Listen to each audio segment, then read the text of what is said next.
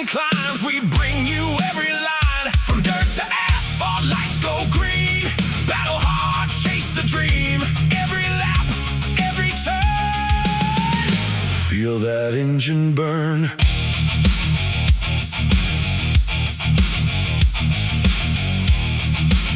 The views and opinions shared on this program belong solely to the hosts and guests and do not necessarily reflect those of our sponsors, affiliates, or broadcast partners. All right, race fans, let's rev it up!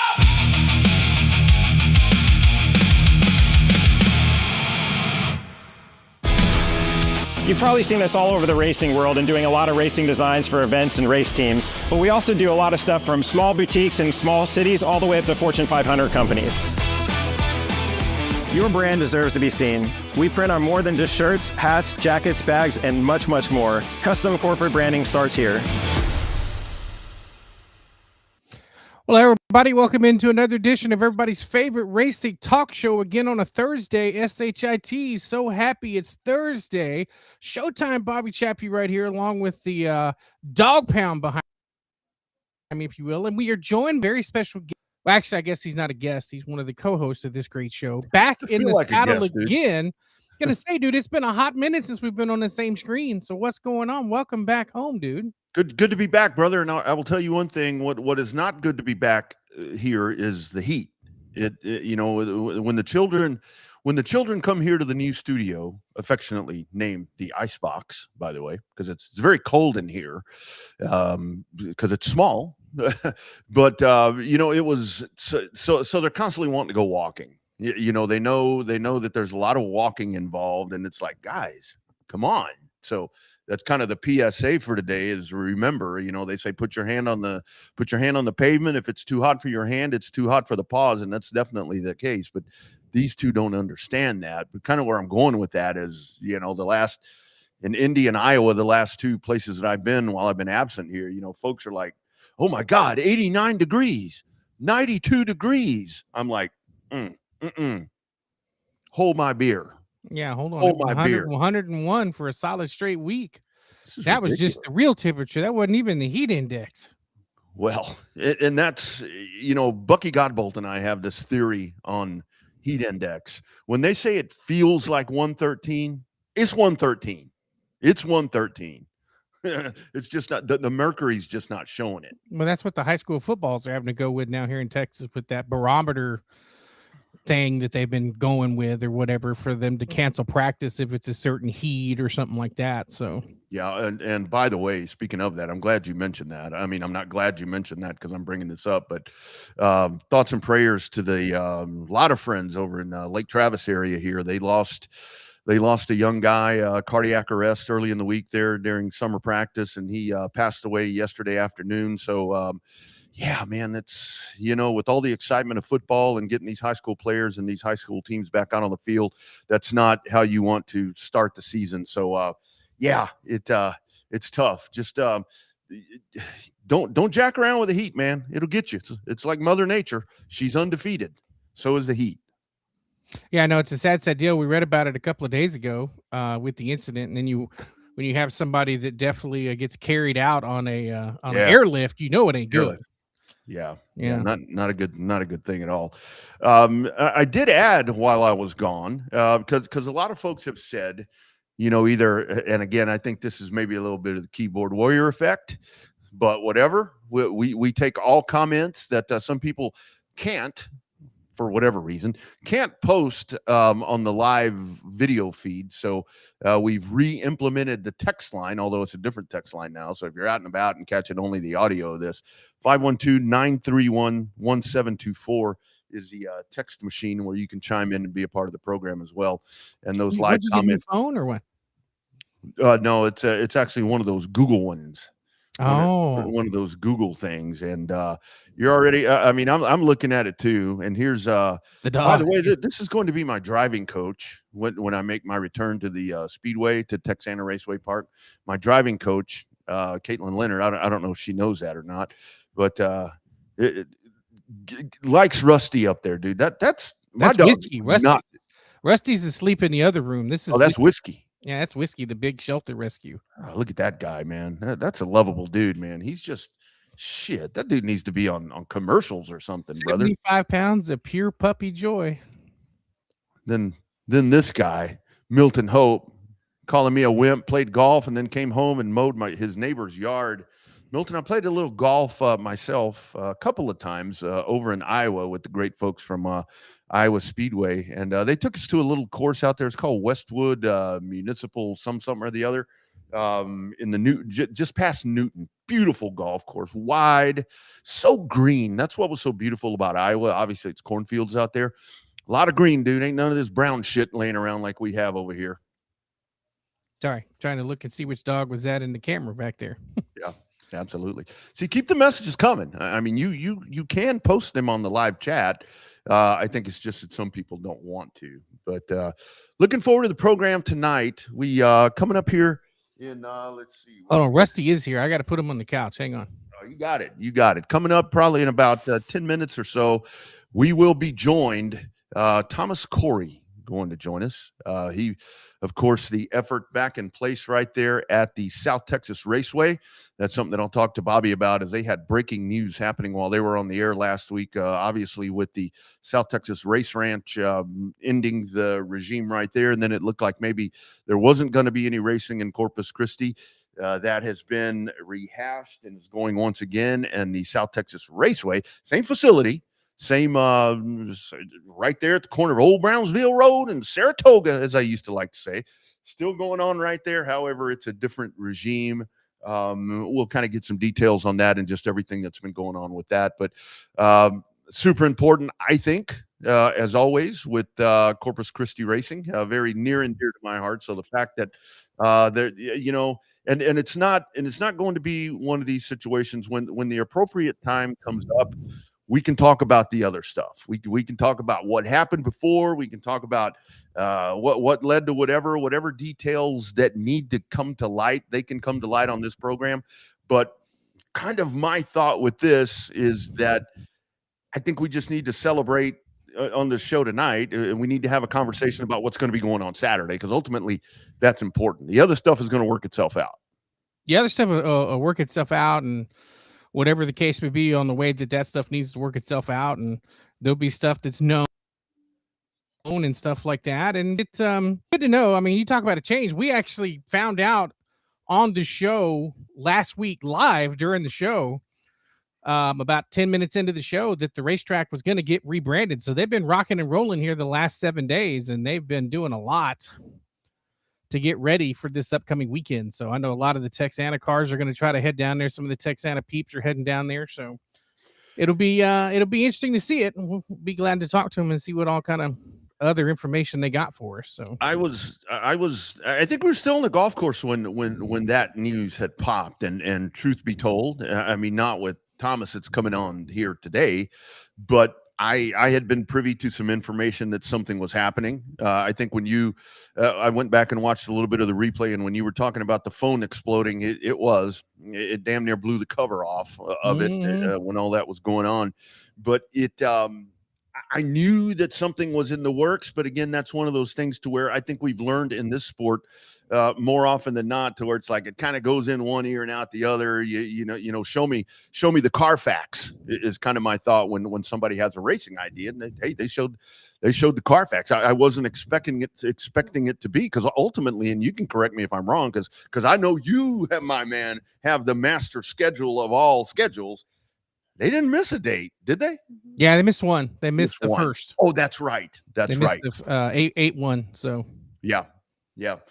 So hey, it. I think the thing is, I mean, and it's not for, at least on this platform, for I think you and I as the hosts to.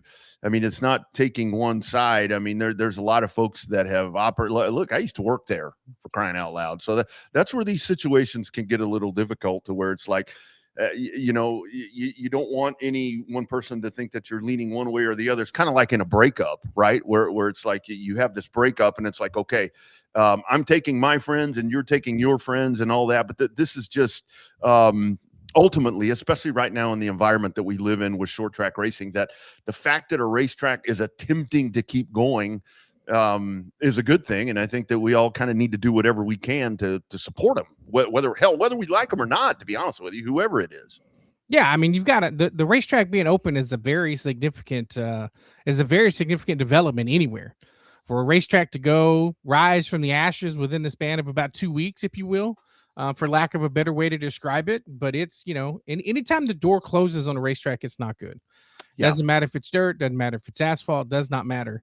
And when a place with the city, with the history that racing has here in Corpus Christi, both pavement and dirt, and even drag racing down there, the fact that it was going to go with a chance without having a racetrack is kind of a sad deal, because when they're gone, they don't get built right back up again. I can't think of a brand new speedway other than Southern Oklahoma is probably or Arrowhead Speedway there in Oklahoma is about the only new tracks I recall being built in a hot minute. Yeah, and that's really the thing right now, to where it's like, if you're going to attempt to build a new racetrack, and I don't care if it's a 2.5 mile super speedway, quarter-mile dirt track. I mean, you have to go in with the mindset that unless they're really crazy circumstances, you're not going to go in here and start making a profit. And I'm here to tell you, with a short track, unless it's Five Flag Speedway or Berlin or some of these pavement tracks, or Knoxville or Eldora, or some of the you may never make a profit. Well, they may break even on race programs themselves, but when you pay for the facility and everything else, you're not going to break even. No way. Yeah, and that's where I think Pensacola is a really good example, to where, everything kind of extenuates around the snowball derby. I think people sometimes get, and it took me a while to realize this too, until I really put all the ducks in a row and really started thinking about it, to where you can look at a Friday night show in Pensacola, except the last one, because that kind of looked like the Derby, to be honest with you, with the crowd count that they had there. But it's like, you look at a regular show there, and it's like, hell, there's nobody there. How can they do this? Mm-hmm. But then for 4 weeks leading up to December, that essentially finances a lot of their year. So you can take a loss. You take a loss on some events to end up having it, because you're not going to have perfect attendance every race. It's, when you're running weekly or bi-weekly or even once a month. Like this time of year is so hard because it's back to school.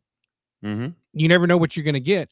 You got families that are spending money, instead of buying race tickets, they're buying school supplies or buying clothes. You get into like high school, do you realize you don't need a brand new pair of shoes to start the school year?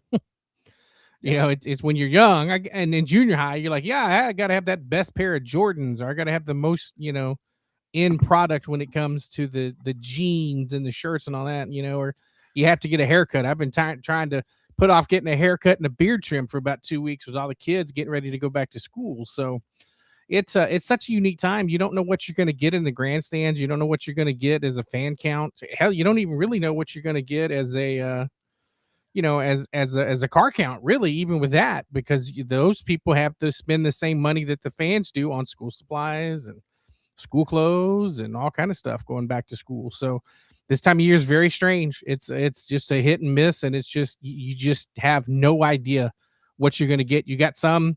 Now it's the school stuff. A couple of weeks ago, it was people going back to trying to get last minute vacations in, so they weren't going to the racetrack. They were going on vacation. So, there's about there's always uncertainty when you're a promoter, but the last 6 weeks on the calendar, between the last 6 weeks to the end of the summer, you just never know what you're going to get. Got to go get my Jordache jeans. You know what I'm saying? Oh yeah. And the women's got to get their Rocky Mountains. And all of those. Those may be making a comeback. They just have flared bottoms now. Ah, well, that's because of what's her name, right? Who is that? Lainey? Is that Lainey Wilson, the one that wears them bell bottom jeans or whatever? She's a looker. I like some of that. Ella Langley in Austin tonight. Ella Langley. I had a chance to go to that, but instead I'm hanging out with you, Bobby. So yeah. I got a nice ass too. I know you do. That's why I'm hanging out with you. Yeah. I'm not a Ella fella. I'm a Bobby's buddy or whatever, whatever you want to call it. But it and kind of before Thomas jumps on, kind of something that you're talking about right there that I was thinking about before we jumped on. Again, your comments, we'd love to hear them. You can also hit us up on the text machine 512-931-1724. This part of the year, sports for consumption the last, I would say, about 3.5 weeks or so. We were talking about this on the radio this morning, to where it's really hard to find content. It's really hard to find something that's gonna grab you in. I mean, you look on ESPN. I mean, you've got poker on. You've got all of these different things. You got NFL preseason happening now. A lot of people really don't care about that. This is kind of racing's opportunity, because racing is different from all these other sports, to where you can go to Flow, or you can go to any of these any night of the week, and you're going to find something live from somewhere in the country. So it's really an opportunity to capitalize on that, because here coming up in about a month or so, I mean, it's football. It's balls to the wall football. We're talking about high school football. College gets fired up. Week 0's right around the corner. Then the NFL is going to get going, and you got to capitalize on these chances if you can, if you're auto racing.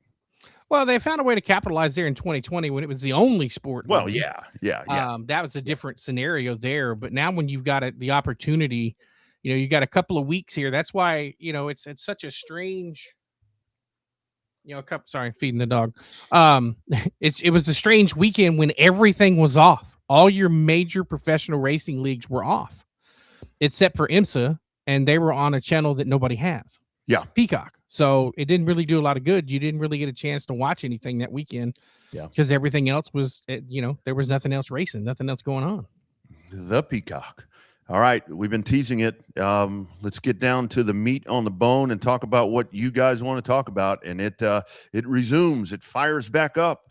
Grand reopening, whatever we want to call it, the sparkling city by the sea, right there on the corner. I love this little saying I made up. Right there at the corner of Brownsville Road and Saratoga. I don't know. It's one of my favorites.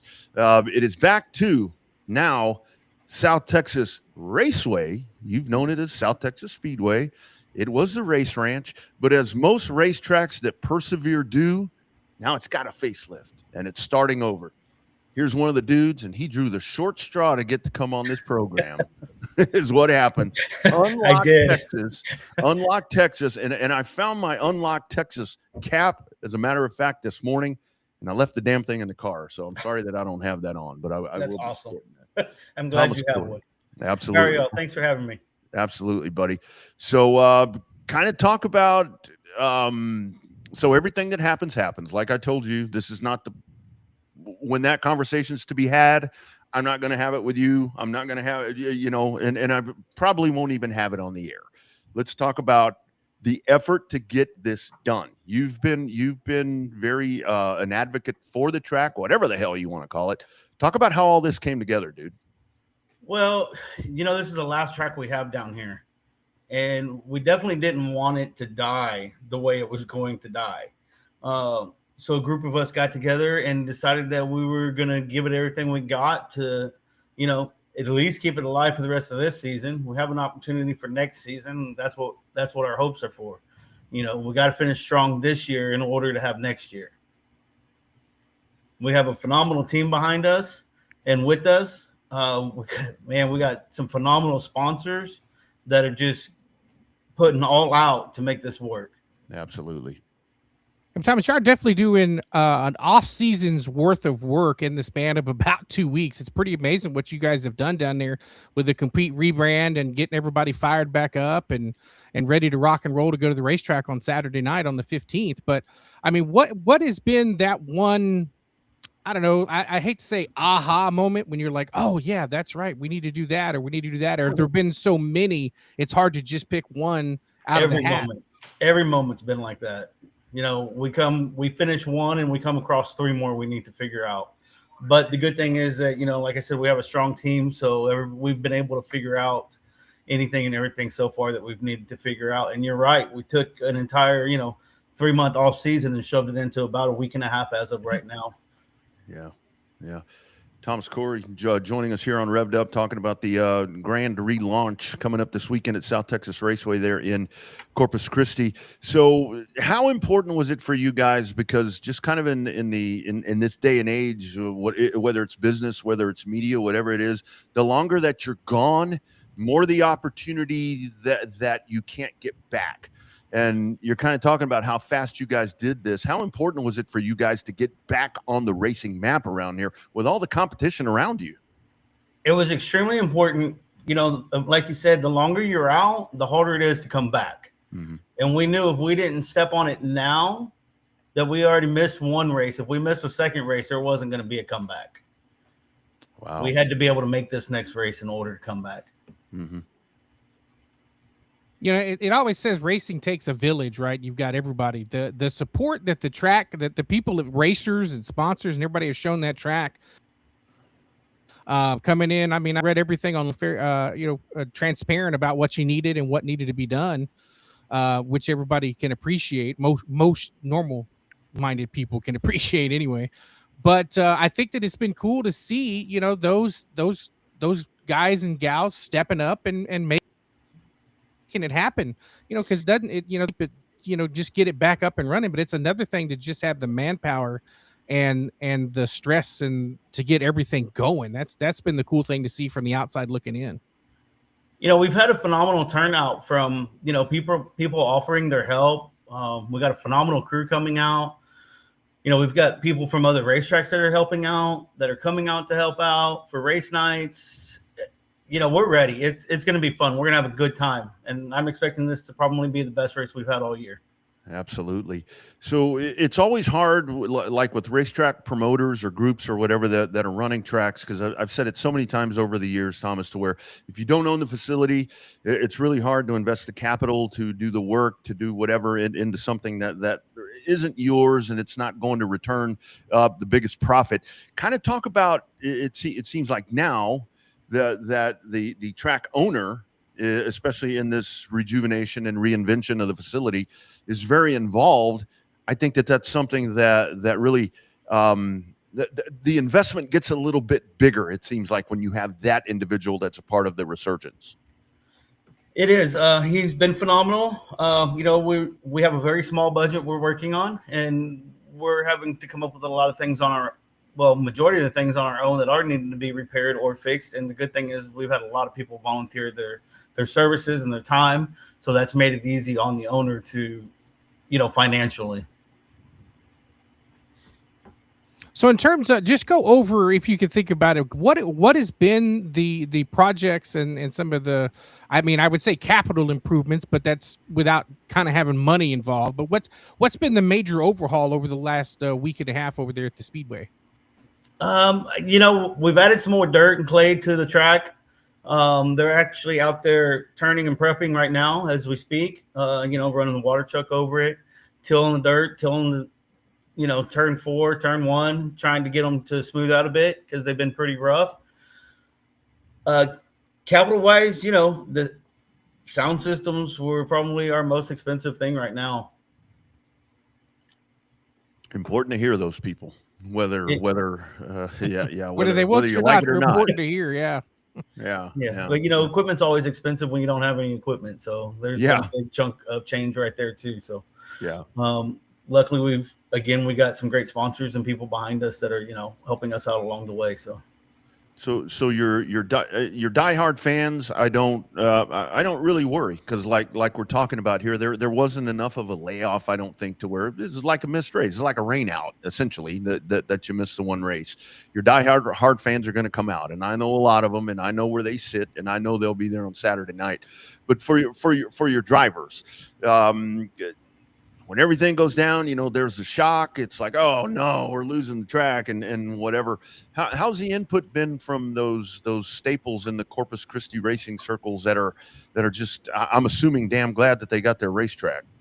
You know, the drivers are really happy for the ones that I've talked to and we've heard from. And, you know, we get a lot of emails and messages and phone calls every day from different drivers, you know, saying how grateful they are and, you know, how proud they are, how far we've come along, and how excited they are about Saturday night. So,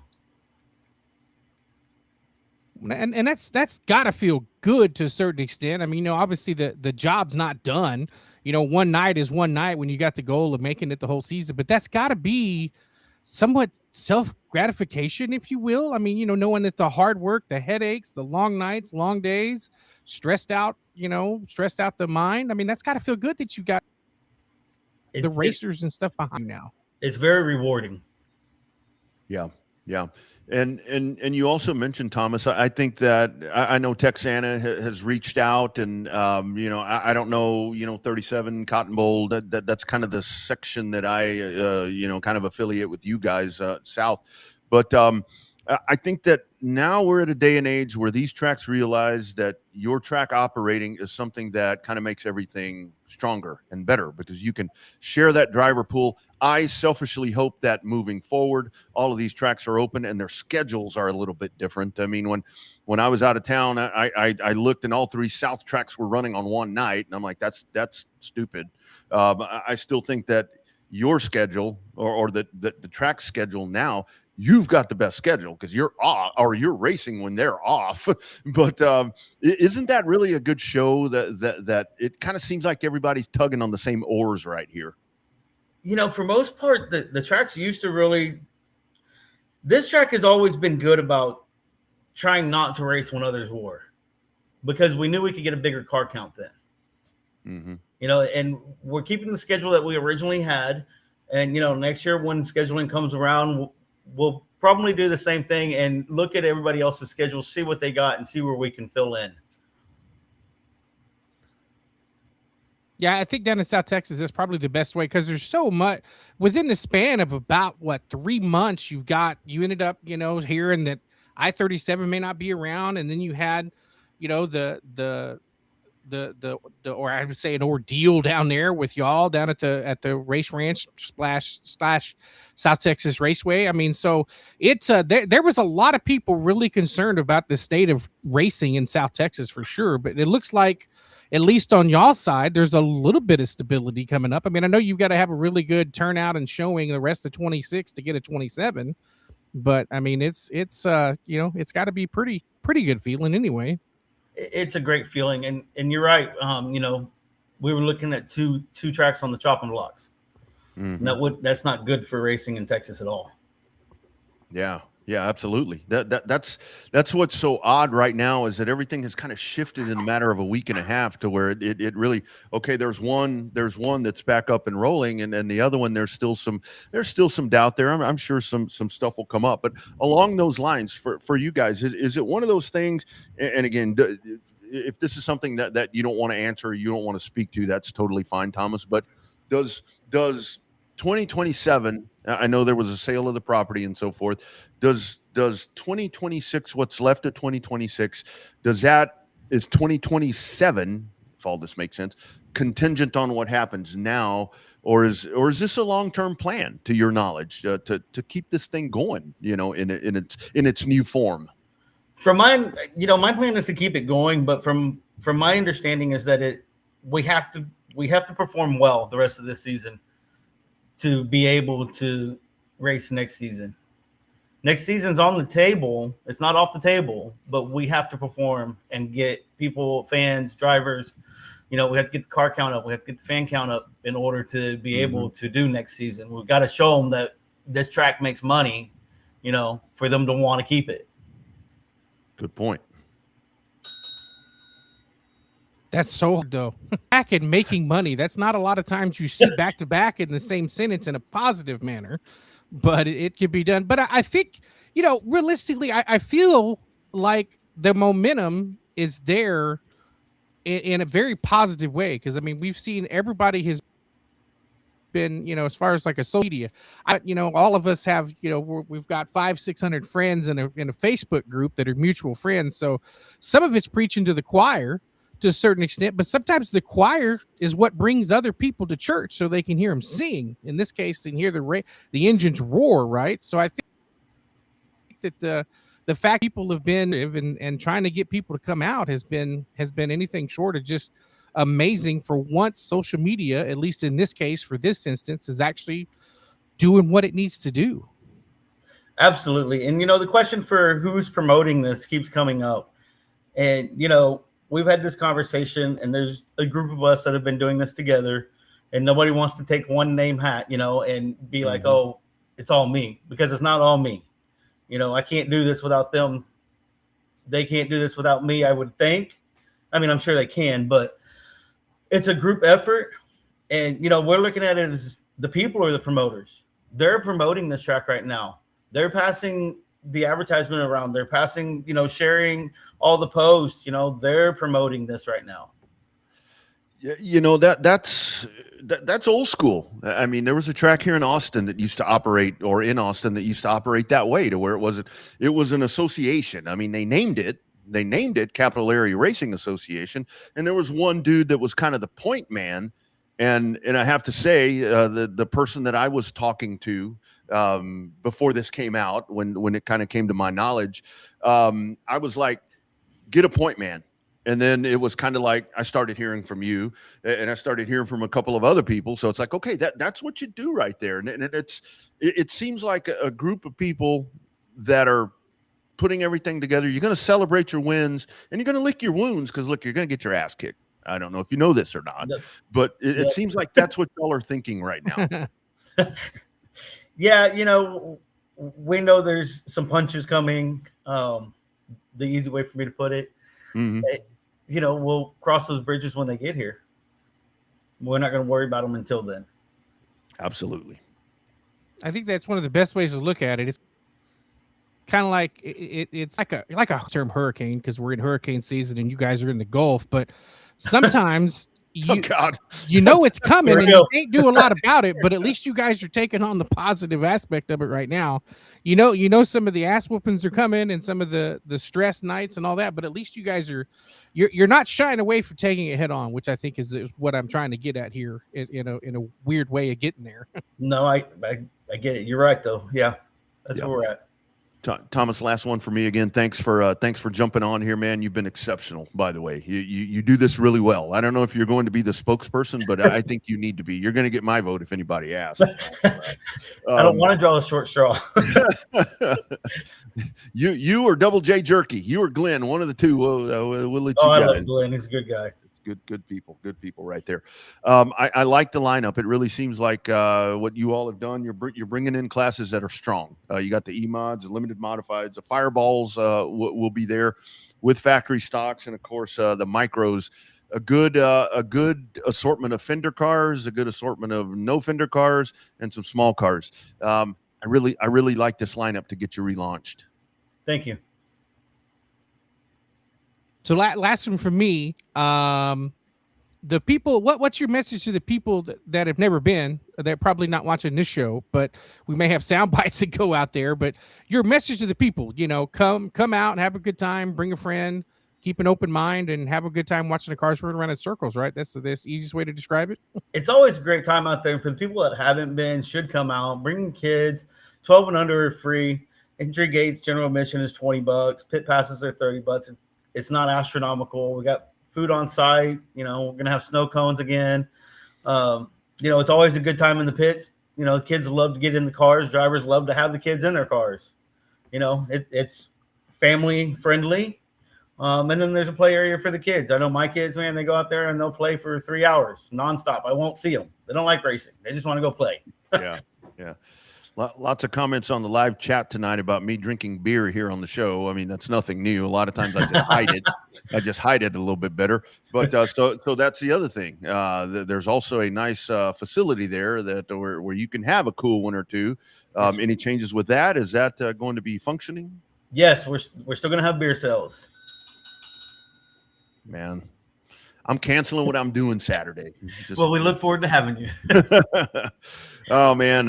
Looking forward to it. Thomas, I'm so glad that you guys were able to get this put together. Again, you use this show as you need it to help. Again, like we say, we're here to promote racing. We don't care about the other stuff. It's going to figure itself out.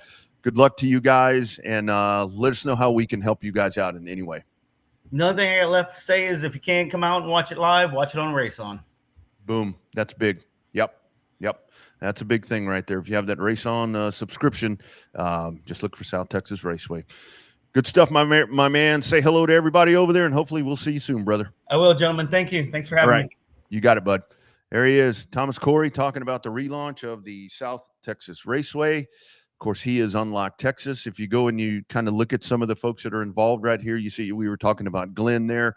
Double J Jerky's a part of this. It's a lot of the names that I used to say that are a part of this, and that's just the love, and that's just everything I assume that you'll see Carlucci's. I'm assuming that you'll see the Rise. I'm assuming that you'll see the Meklacheks. I'm assuming that you will see all of that at that place, just prettied up a little bit and racing under a different name. The same great stuff happening.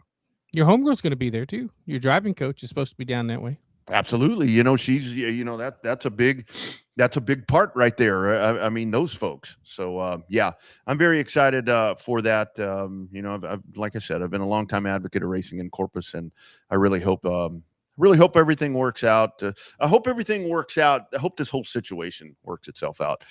For the meanwhile, right now, the race fan in me just wants the racetrack to thrive, because I want those fans to have a place to go, and I want those drivers that maybe can't travel, because we talk about that a lot, for whatever reason. Some drivers, they have their home track. That's where they want to race. I hope they have a place to race. That's really the bottom line.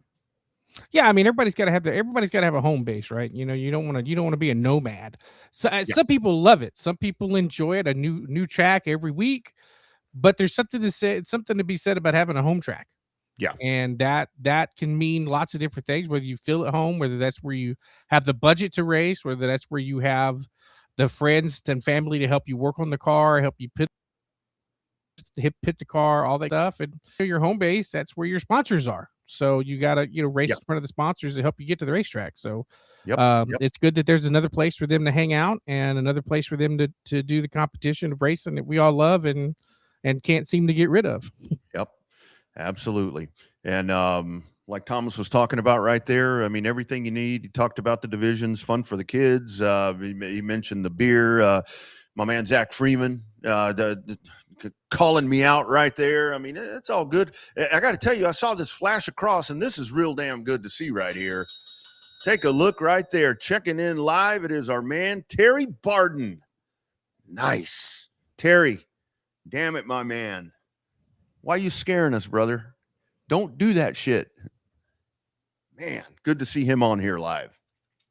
It's good to see him. I won't see him this weekend, but I will be at said H&P this weekend. So that'll be a little fun taste of full-time announcing. Last time I just kind of eased my way in there. This time I've got to do the whole damn thing. Can't disappoint the fans and the people down there at H&P. Terry's liable to show up. It's kind of like one of those things, where I mean, not that Terry was on his deathbed, but you watch, well, I guess kind of he was, but you watch some of these shows where it's like somebody's on their deathbed and there's this huge event going on and they come straggling on in. You better watch out. Terry might show up. I don't think Linda's going to let that happen. Now, old Double R was going with a 30-pack of Natty Lights. She might say, okay, we can go, but I'm not. I can't. I've got something going on here. That's super good to hear. I like this also because that's where everything really has shifted in a matter of just a few days. I kind of go back and forth on the 37 thing. I'll be real honest with you. Here's one of the things that I've thought when everything went down with the former South Texas Race Ranch, kind of the momentum and everything that Stefan had going there. I'm like, maybe he had to go to 37. But again, this is where you think of the other part where we're talking about health related stuff like there with Terry. Danielson, when he took this over, he has some issues that he's dealing with too. Probably shouldn't have been doing that. Yeah. So it's like, as much as I want to push Danielson, I'm like, that's probably not the right thing for me to be doing because, it's a good time for him to get himself, as well as he can. Usually somebody steps up there towards the end when all hope seems lost. Somebody generally steps up at the end to take over a lease, to take over a racetrack. I mean, granted, it didn't happen with the Astrax, but there was other. But it's not over for a racetrack until it's over, right? Until they, even if they say, one door's closing, the other door may open back up. We saw it live and in person over the course of the last 2 weeks down in Corpus Christi. So you never know. So yeah. I don't think we've lost 7 yet. No. And I don't think that, I think 37 will be back, but I have to tell you, it's just kind of like matter of fact, like I was just talking about a while ago, when all of this started brewing in Corpus, I had a little bit of knowledge, and not that I'm, the people that the person that people want to tell things to, but I kind of am, and I haven't been told anything. I mean, I can seriously tell you that. I mean, it's a lot of times something comes out, and I'm like, oh, I've known that for fucking 4 weeks, or whatever. But it's so I guess what I'm telling you all is, if you know something, tell me. I'm not going to repeat it, but it's kind of the peace of mind thing. I think that 37 has taken itself to a point to where, because it has its allotment of drivers from that area. It has kept that area a racetrack. Like I say, it's a travesty that San Antonio doesn't have a racetrack in the San Antonio part. And that's what was so weird about all of this situation when everything happened with the race ranch. Is it's like Corpus and San Antonio again.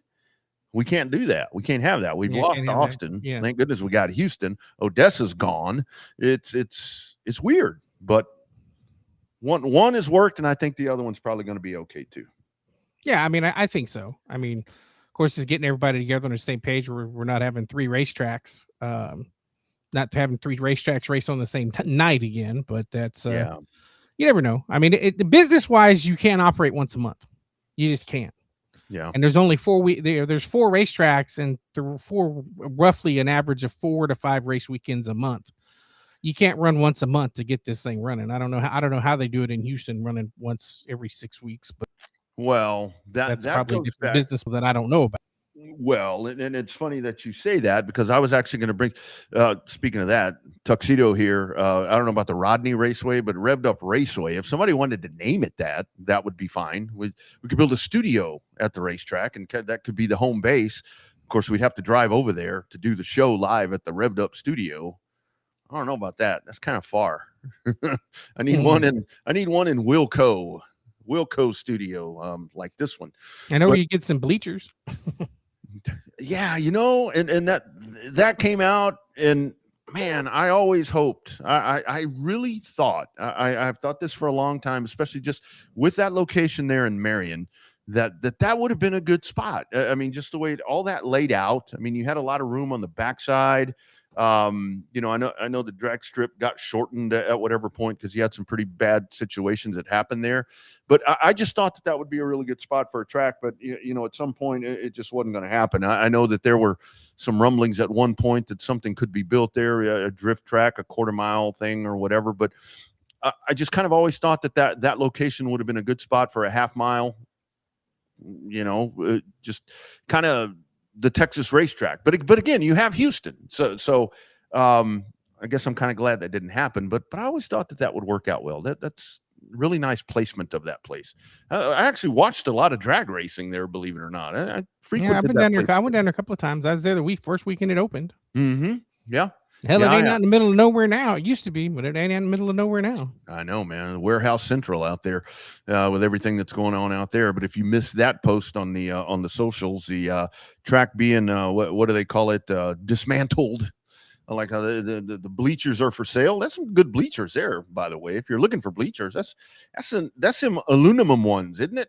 Yeah, those are some nice. The whole section, like, I mean, it'd be cost. I know how much the ones cost down in Edna. I can only imagine how much that great big set costs. But if you can get them used, that's probably not a bad thing. Yeah. Terry checks back in. If it was up to me, he'd be there. Yeah, Linda. Yeah, Linda ain't gonna let that happen.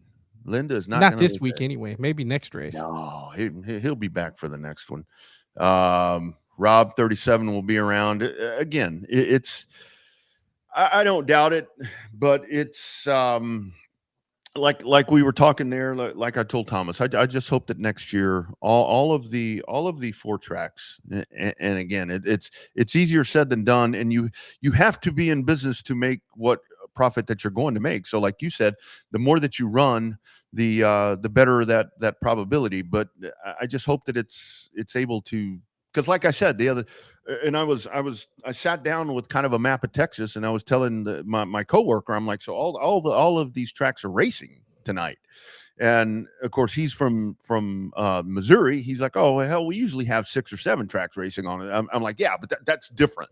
They got 10 times as many cars. yeah, that's the other thing. But to the counter to that is you look at some of the car counts on that night that I was looking at, and they were decent. So I guess it does work.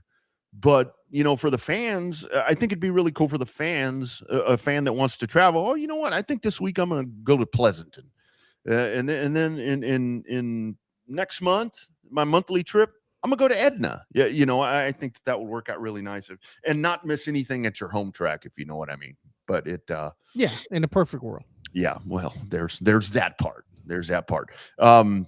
I keep skipping over this, but when you were talking about business models, I mean, you and I were both privy to this information, and actually, he told us here on this show where we talk about Houston only running once a month. I mean, John Vanderback sat there and told me, at the time, and I think it's probably the same thing. I mean, we would have to hear this. Only Dean Baker could tell us this, but it's like John and I are sitting there looking at the oval track one night when I was working there, and he's like, just randomly tells me, he's like, I could have a shit car count.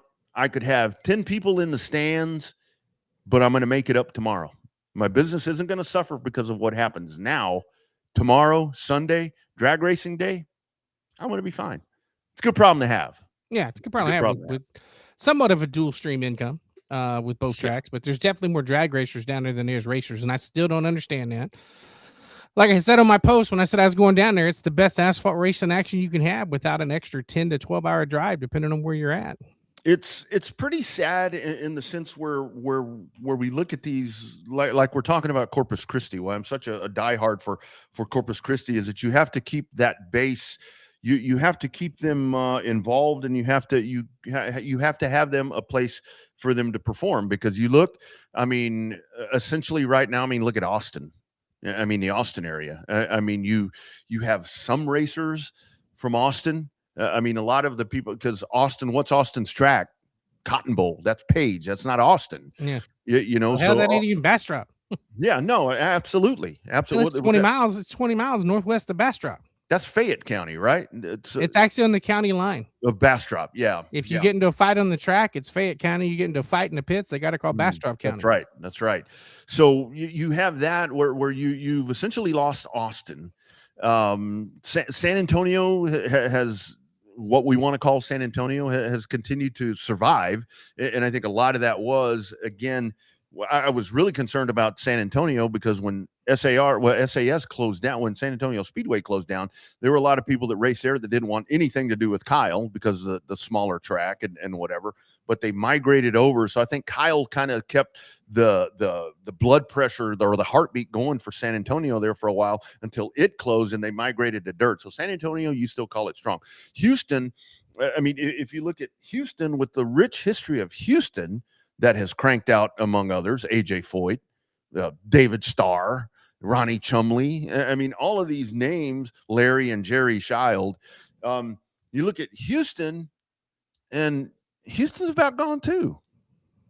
On the pavement side, the other than Howard Willis and some of these guys, Houston's the new names. It seems like. Yeah, it's hard. 105 manages to race every week. They change up their car count their program, running a couple of, you got some hardcore classes there that run every week, but it's a struggle. I mean, and that, and you figure that dirt track is not in Houston. I mean, no. It's 25, 30 miles from the northwest side of Houston. Yeah.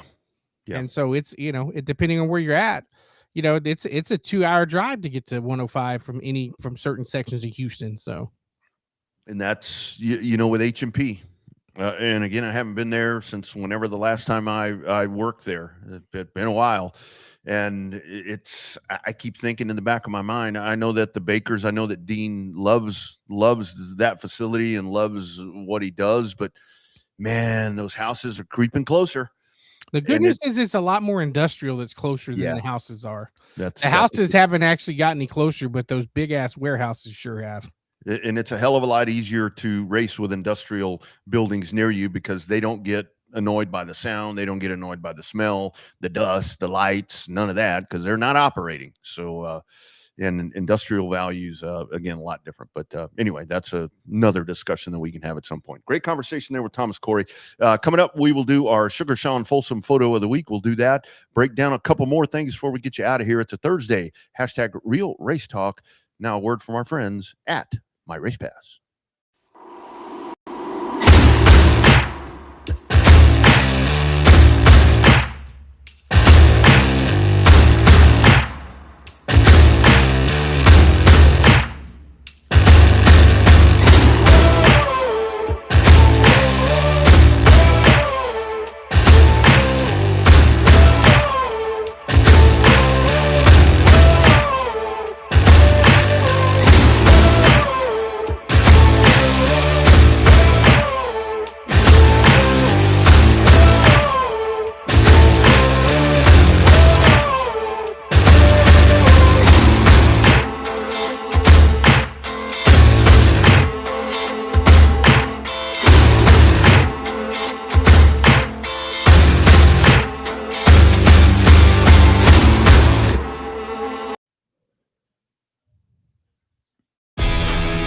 You've probably seen us all over the racing world and doing a lot of racing designs for events and race teams, but we also do a lot of stuff from small boutiques in small cities all the way up to Fortune 500 companies. Your brand deserves to be seen. We print on more than just shirts, hats, jackets, bags, and much, much more. Custom corporate branding starts here. On Demand Shirts, the official apparel provider of the Revved Up Sports Show, of Dirty Air Sports, of Showtime Bobby Chaffee, and lots of racers. Absolutely, right there out of San Antonio. Great bunch of people. When you talk about a great bunch of people, it's On Demand Shirts. You look at them right now. They are obviously a huge part of the Southern Touring IMCA Modified Series. You look at their merch trailer. They've got they make merch for damn near everybody, it seems like, and that's kind of what this sport is all about, man. It's racers helping racers. James Cole has had that mindset that he wanted to do this, and he continues to do it. They're only expanding the things that they're doing, it seems like. Yeah, I know lots of cool stuff with them. We're a lot of fun working with them last weekend with the STEM series and the ODS On Demand Shirts folks there when they were at Texana last weekend there at the Speedway. So actually did get one text on the text line 931-1724 with the 512 clave. That means area code in Espanol, if you don't know that. This says, Rodney, how are you on AM 1300 The Zone right now and Revved Up? 1300's recorded. That was this morning's show. It's played later. So I genuinely like to talk, but I can't talk in two places at the same time. That's how that's going on right there. Bobby, right quick, Sugar Sean Folsom photo of the week. Let's take a look right there. So there you have it. Obviously, that from Cotton Bowl Speedway. I believe that was last weekend. You have the number 31, David Miller, the 8 car of Steve Miller. And as Sean points out, sorry about that. As Sean points out, father-son tandem right there. Yeah, Steve Miller right there. That was Longhorn Speedway racer. you used to race against him in street stocks, didn't you? I raced with Greg. Greg raced. Steve, I think, was actually in the super stocks. He would have been with Jake and Keith Sandifer and Steve Sims and Teresa Owens at the time, Tommy Garrell. God, what a class that was. Just naming off all that super stock class is like, God bless America. Hell. That's back before super stocks turned into limited late models. Yeah, limited late models when they made the move to Kyle. Storm and Steve Sims, the first ever winner of a limited late model race there at April 18th, 1998. Seven or eight? I think it was eight. I know you maybe. Yeah, it was 98. It was 98 because 97 we were in San Antonio and then we came back. I can tell you that I hold a very distinct honor there at Thunderhill Raceway. First person to ever blow a motor on the new surface. Your man right here. Well, if you're gonna go out in style, man. Practice session. We were there on a Thursday and we were laying down some laps that were comparable to a super stock, which we should have. We had a super stock motor in it. And boom. Still got the rod.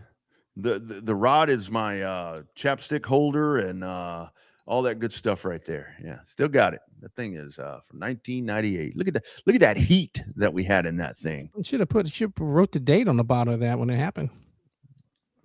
I know, right? Yeah, I should have. Well, I can tell you what, it was 2 days before the track opened, so I guess that would have been 4/16/98 is when that baby went kaboom. But yeah, there are the Millers racing there at Cotton Bowl Speedway. Get your thoughts right quick, Bobby. I know you got to dip out of here. Just let me know kind of what you're thinking there, and we'll roll with it. Watching last night at Berlin, a little lackluster.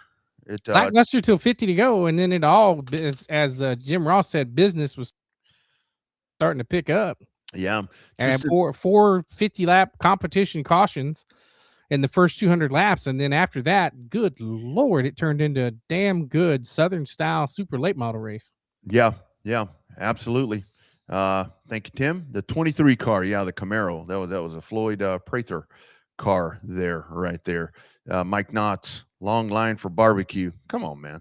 It's a good beauty of the show. You take it on the go with you. But I'm catching a lot of shade, obviously, over the comments with Cletus McFarland. And look, friends, it's not that I'm a fan of the guy. I mean, I like what he does. I mean, this is something that the sport needs. I mean, the sport is at a point right now to where it's super late models or local tracks or whatever. You need to get personalities, and you need to get folks in this that are going to draw the crowd that you usually wouldn't get. And he's a needle mover. He is there. He did. He is. 130 laps.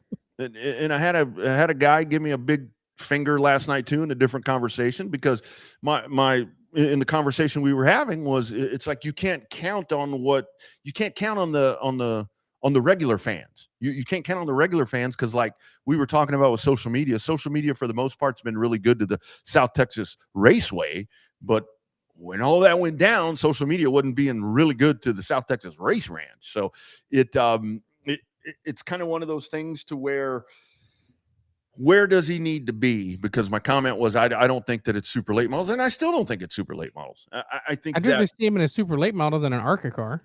Yes, I will say that, especially in the sense that I think in a super late model, when you're racing with Bubba Pollard and you're racing with those guys, a lot of situations last night that he put himself in, I think if that would have happened on that track in an ARCA car, they'd have wiped him out the first time. But these guys are a little better at dealing with that type of driver. Personally, I'd love to see him in a late model stock. Maybe not on the Cars Tour, because that's just another wreck, but it's get in there and learn to wheel one of those.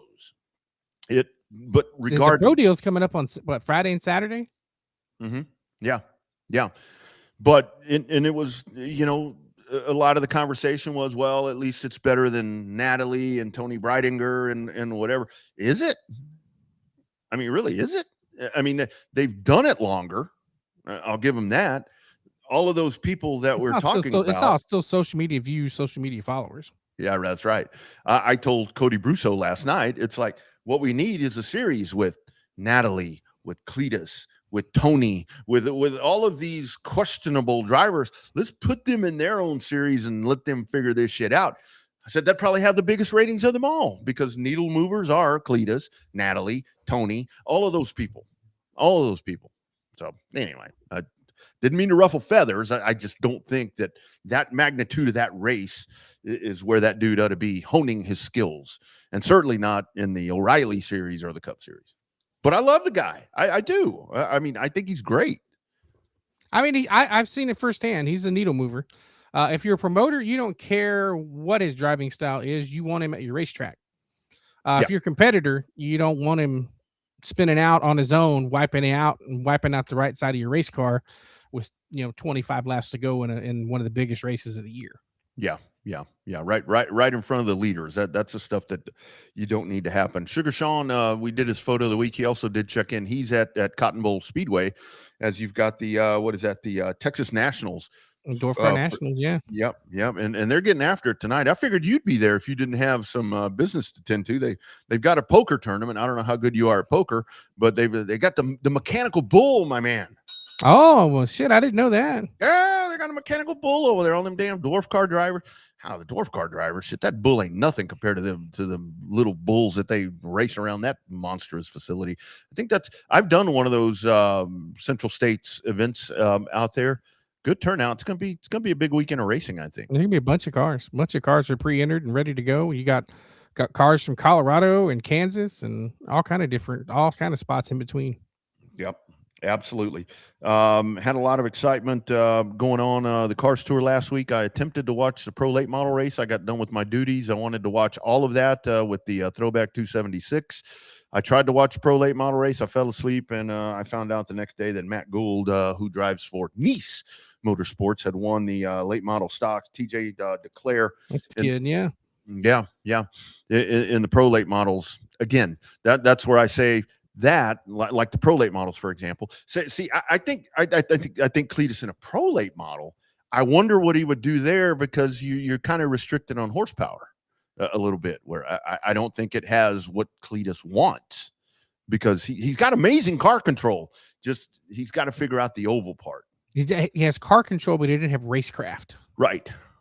And that's a whole new appreciation that I found in Indy, because I was at Formula Drift, and I've never been a Formula Drift guy, but after I sat there and watched these guys and talked to I talked to James Dean and some of these different guys, it's like, these dudes are badass. I'm kind of digging Formula Drift after watching that. That's some pretty cool shit.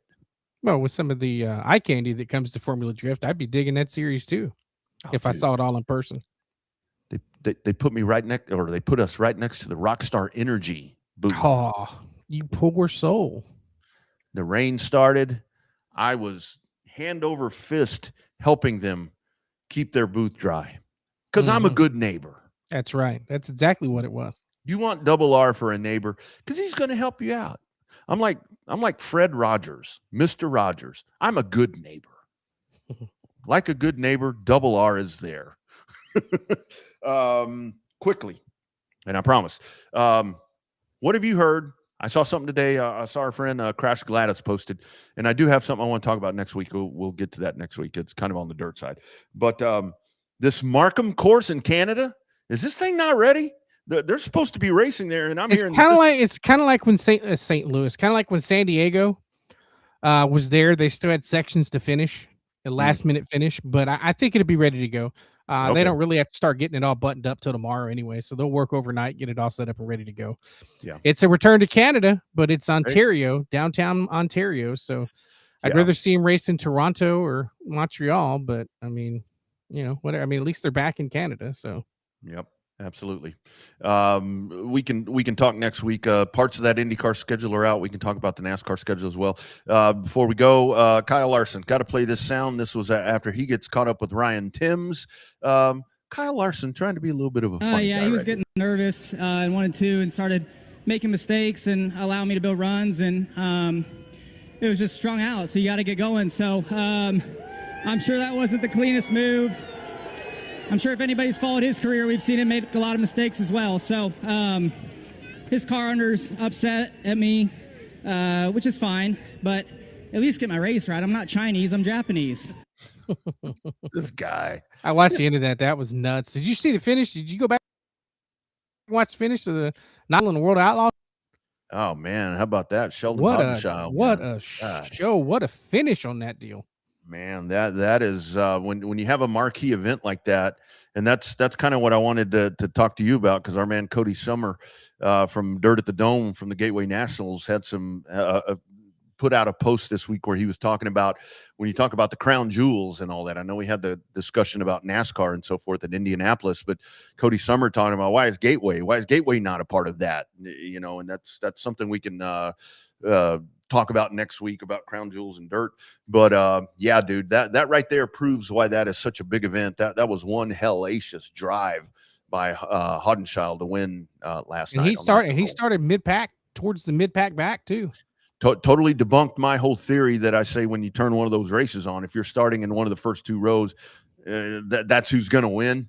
I'm glad he made me look like an ass, because that was a hell of a drive last night. And from everything that I saw earlier, I think they've had about 2.5 inches of rain out there, but they've got that track. They've got it prepped up and ready to go. I think they'll be racing tonight. They said it may be a little bit of a slower track, but still going to be nice and wide. So hopefully you get Thursday night of the Knoxville Nationals coming up. Yeah, no, it'll be a lot of fun.